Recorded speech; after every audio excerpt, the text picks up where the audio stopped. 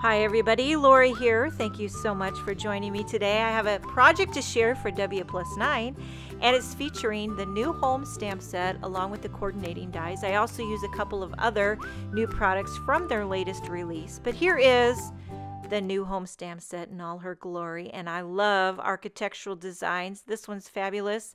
I couldn't wait to ink it up and make a front door card. So I'm inking up almost every one of the images in the stamp set using VersaFine Onyx Black ink and stamping onto Bristol paper because I'm going to color my images with ZIG clean color markers. But before I start coloring, I did a little research to get some inspiration, and I fell in love with this red door. I love a good red door. We actually have double doors on the front of our house and they're oak, so I would never have the guts to paint them. That would actually break my husband's heart if I painted our oak doors. But I'm very conservative, almost chicken, with color in home decor. But I love color when I see other people do it.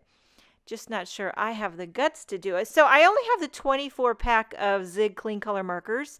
So this is the reddest marker I have, and it's carmine red. It actually turned out to be a lot more pink than what I had in mind, but I'm just gonna go with the flow. And so I'm scribbling on some more colors of ZIG clean color markers on. I'm using this Waffle Flower Crafts water media mat, which works beautifully for this type of medium. And I wasn't going for a real precise look. As you can tell, I wanted a washy watercolor look, so I'm coloring them very loosely. I think you could get really good results no matter what type of medium you use. Generally, I pick up my Copics first, but I'm on a ZIG clean color kick right now because it's so effortless. You just wash it on.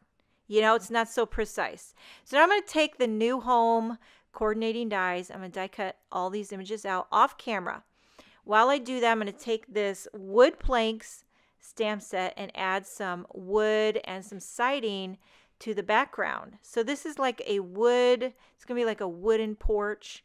Again, I'm inking that up with VersaFine Onyx Black ink and stamping on Bristol. And now this just solid stripe, which is also from the wood plank stamp set, is going to be like where the wall meets the porch.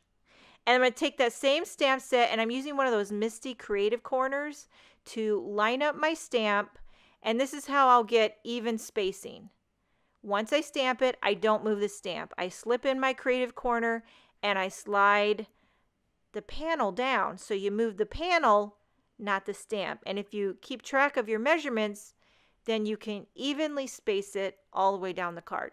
You following me on that?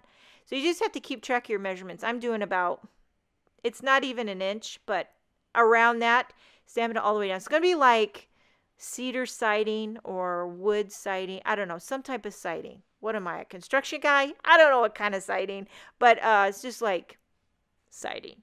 And then I'm going to color these with the ZIG clean color markers again. So I'm taking a mixture of brown and gray to get a nice earthy wooden color.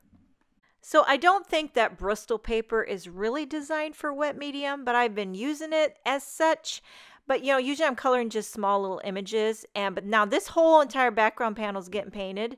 So she's getting a little on the wet side, getting a little on the warpy side, which I don't know if I would have, I think watercolor paper would have warped as well. You're just going to have to set it under something heavy to flatten it out. I even sometimes run it through a die cutting machine with cardstock on both sides to protect it, but it'll help flatten it out. And then now I'm stamping the welcome onto the welcome mat. I'm going to get the lay of the land here with the images because I'm going to stamp a sentiment.